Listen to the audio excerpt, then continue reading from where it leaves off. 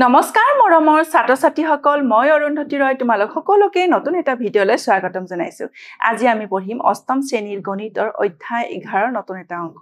এই অংকত আমি অনুশীলনী 11.3 থকা প্ৰশ্নসমূহ সমাধান কৰিম এতিয়া কোৱেশ্চন নম্বৰ 3 এটা আয়তীয় ঘনকৰ ভূমিৰ কালি 180 বৰ্গ সেন্টিমিটাৰ আৰু আয়তন 900 ঘন সেন্টিমিটাৰ হলে উচ্চতা নিৰ্ণয় কৰা ইয়াতে আমাক কি দিয়া আছে ভূমিৰ কালি দিয়া আছে আৰু আয়তন দিয়া আছে আমি কি উলিয়াব লাগিব উচ্চতা প্ৰথমতে আমি লিখিম ধৰা হল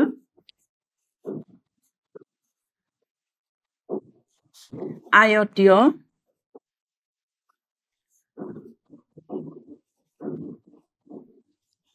ঘনকটোৰ উচ্চতা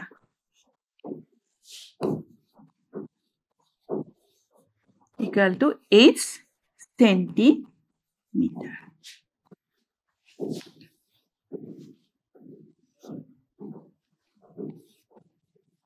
আমি জানো যে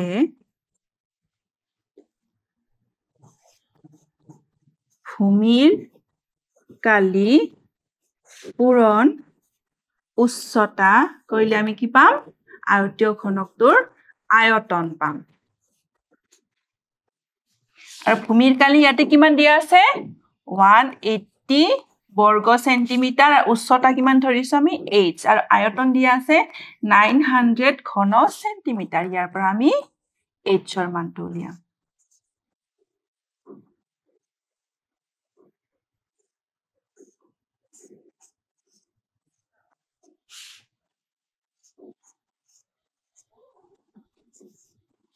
গতিকে আয়তীয়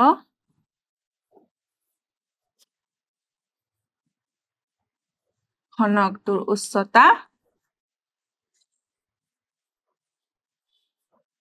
5 সেন্টিমিটাৰ এটো হল ইয়াৰে উত্তৰ এতিয়া নেক্সট প্ৰশ্নলৈ আহিছো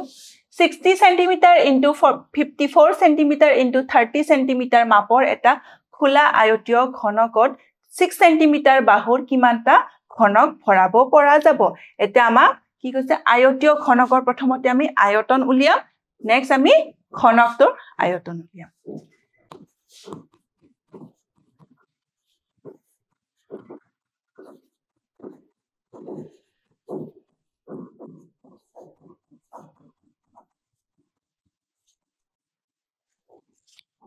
L into B into H 60 into 54 into 30 আৰু একক হ'ব ঘন সেন্টিমিটাৰ আৰু 97200 ঘন সেন্টিমিটাৰ এটো হল আয়তীয় ঘনকৰ আয়তন নেক্সট আমি উলিয়াব লাগিব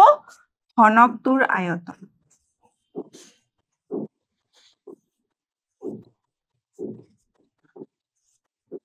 কি হ'ব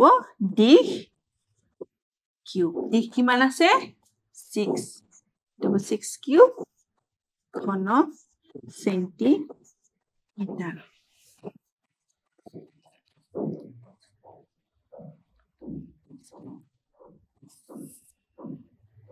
গতিকে কিমান হ'ল 216 ঘন সেন্টিমিটাৰ এটো হল আমাৰ ঘনকটোৰ আয়তন আমাৰ প্ৰশ্নত কি কৈছে যে 6 সেন্টিমিটাৰ বাহুৰ কিমানটা ঘনক আয়তীয় ঘনকটোত ভৰাব পাৰিব গতিকে আমাক লাগে ঘনকৰ সংখ্যা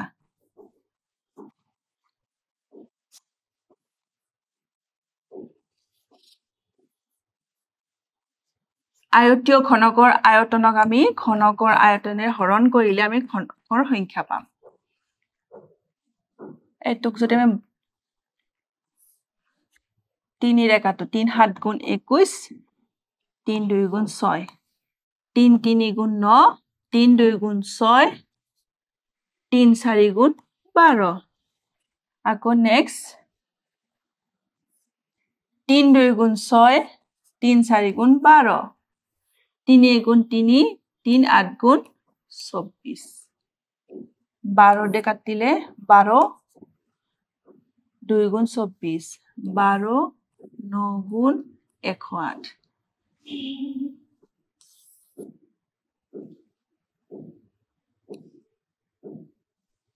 হল 900/2 900/2 কৰিলে কিমান হ'ব 450 মানে 450 টা ঘনক আমি আয়তীয় ঘনকটোৰ ভিতৰত ভৰাব পাৰিম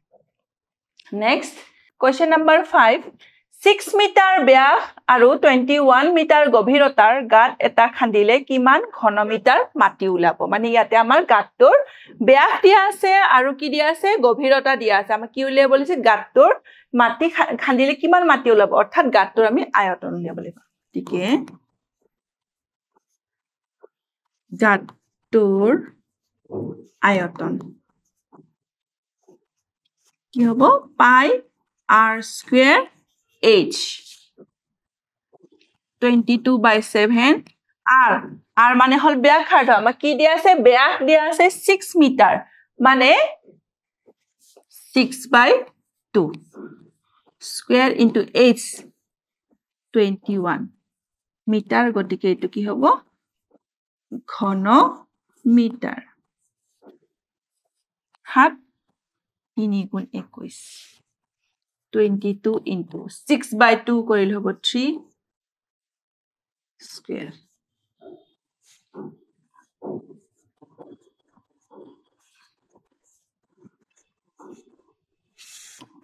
22 into 3 into 3 into 3 ঘন মিটাৰ 22 into 3 3 গুণ 9 3 9 গুণ 27 7 2 গুণ 14 7 2 গুণ 14 একে 15 2 2 গুণ 4 2 2 গুণ 4 495 594 ঘনমিটাৰ হল গাঁতটোৰ আয়তন গতিকে গাঁতটো খান্দিলে কিমান ঘনমিটাৰ মাটি পাব 594 ঘনমিটাৰ এতিয়া নেক্সট প্ৰশ্নলৈ আহিছো Question number 6 এটা আয়তীয় ঘনক আকৃতিৰ টেংকিত প্ৰতি মিনিটত 40 লিটাৰকৈ পানী ভৰোৱা হৈছে যদি টেংকিটোৰ আয়তন 54 ঘনমিটাৰ হয় তেন্তে খালি টেংকিটো কিমান ঘণ্টাত পূৰ্ণ হ'ব ইয়াতে আমাক এটা আয়তীয় ঘনক আকৃতিৰ পানী টেংকি দিয়া হৈছে যাৰ আয়তন 54 ঘনমিটাৰ আৰু যদি প্ৰতি মিনিটত 40 লিটাৰকৈ পানী ভৰোৱা হয় তেন্তে এই খালি টেংকিটো পূৰ্ণ হ'বলৈ কিমান ঘণ্টা সময় লাগিব আমাক উলিয়াব দিছে প্ৰথমতে আমি লিখি লৈছো টেংকিটোৰ আয়তন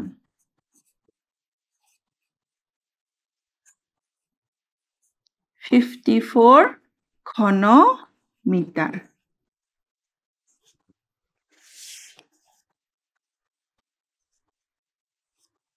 আমি জানো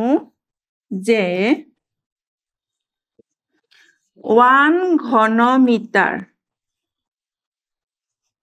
equal to 1000 লিটাৰ গতিকে 54 ঘনমিটাৰ equal to 54 into 1000 লিটাৰ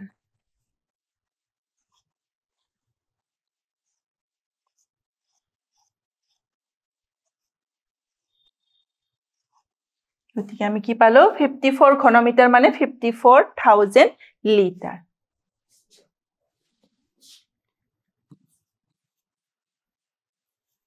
টেংকিটোত পানী ধৰিব 54000 লিটাৰ আৰু আমাক কি কৈছে 40 লিটাৰ পানী ভৰাবলৈ সময় লাগে 1 মিনিট 1 মিনিট গতিকে 54000 লিটাৰ পানী ভৰাবলৈ সময় লাগে 1/40 into 54,000 এইটো হ'ল মিনিট এইটো 0 কেনসেল গ'ল 5,400 by 4 minute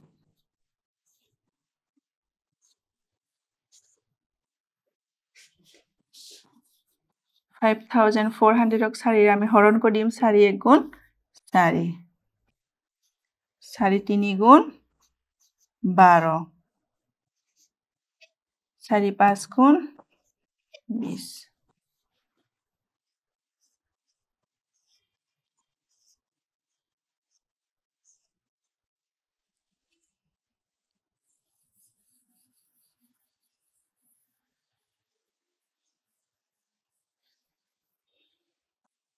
ইয়াতে আমাক 54,000 লিটাৰ পানী ভৰাবলৈ মানে টেংকিটো পূৰ্ণ কৰিবলৈ আমাক কিমান সময় লাগিল 1350 মিনিট আমি ইয়াক ঘণ্টালৈ কনভাৰ্ট কৰিম ঘণ্টালৈ কনভাৰ্ট কৰিব কাৰণে কি কৰিব লাগিব 1350 ক আমি 60 ৰে হৰণ কৰি দিলে এটো কি হৈ যাব ঘণ্টা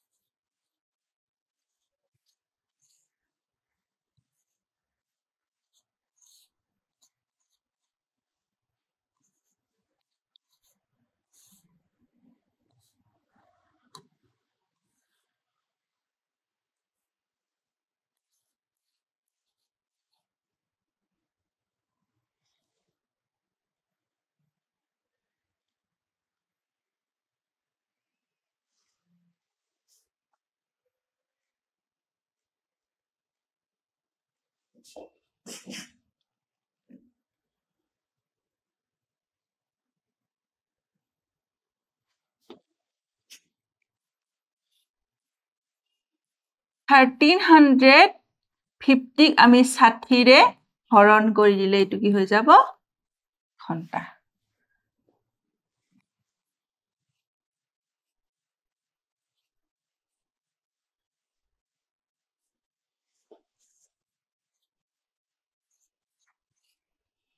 So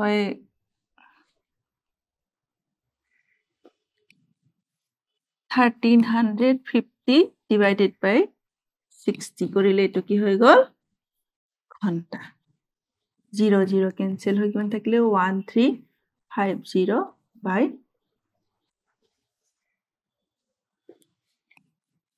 1350 60 ৰে হৰণ কৰি দিলে এটো কি হৈ যাব ঘণ্টা 0 0 কেনসেল হৈ কিমান থাকিলে 135 by 6 এটো হল ঘণ্টা এটো কিমান হ'ব 22.5 ঘণ্টা বা আমি কি লিখিব পাৰো 22 ঘণ্টা 30 মিনিট এটো হল ইয়াৰে উত্তৰ এতিয়া নেক্সট প্ৰশ্নলৈ আহিছো কোৱেশ্চন নম্বৰ 7 2200 ঘন সেন্টিমিটাৰ ধাতুৰ টুকুৰা এটা গলাই 0.5 সেন্টিমিটাৰ ব্যাসৰ এডাল সুষম তাৰ তৈয়াৰ কৰা হল এই ধাতুৰ তাৰডালৰ দৈৰ্ঘ্য কিমান প্ৰথমতে লিখিম ধৰা হল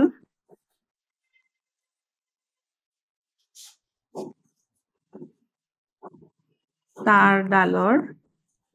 দৈৰ্ঘ্য H সেন্টিমিটাৰ আৰু ব্যাস দিয়া আছে 0.5 সেন্টিমিটাৰ আমাক কি লাগে r তো কি হ'ব 0.5 by 2 সেন্টিমিটাৰ বা 5 by 10 into 2 5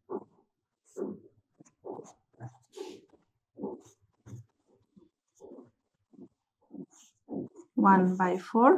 সেন্টিমিটাৰ এটো কি হল আৰৰ মান এতিয়া আমি কি উলিয়াম তাৰডালৰ ধাতুৰ তাৰডালৰ আমাক দৈৰ্ঘ্য উলিয়াব লাগিব প্ৰশ্ন মতে pi r square h আৰু pi r square h মানে এই আমি ধাতুৰ তাৰডালৰ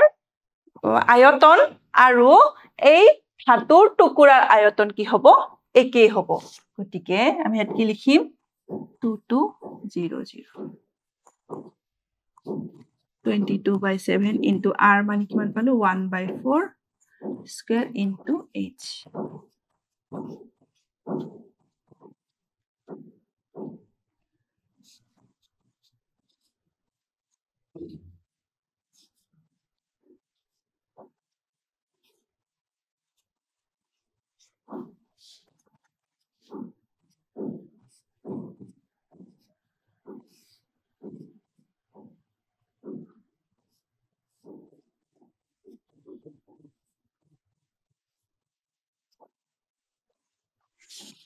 আমাক যেটো h ৰ মান লাগে h equal to 2200 into to left ৰ পৰা right লৈ গলে কি হৈছে ইয়াৰে প্ৰতিক্ৰম 11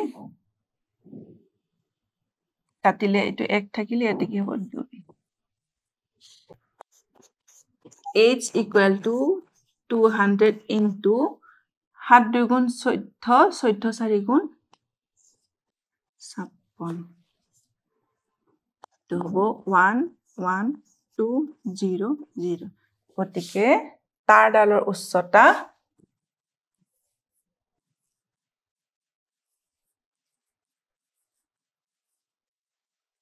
দৈৰ্ঘ্য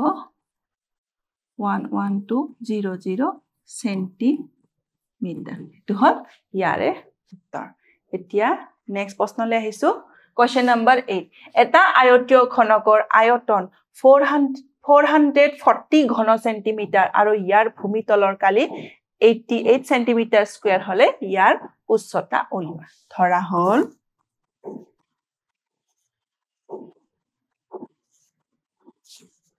আয়তীয়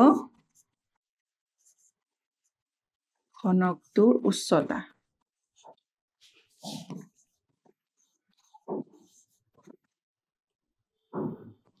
h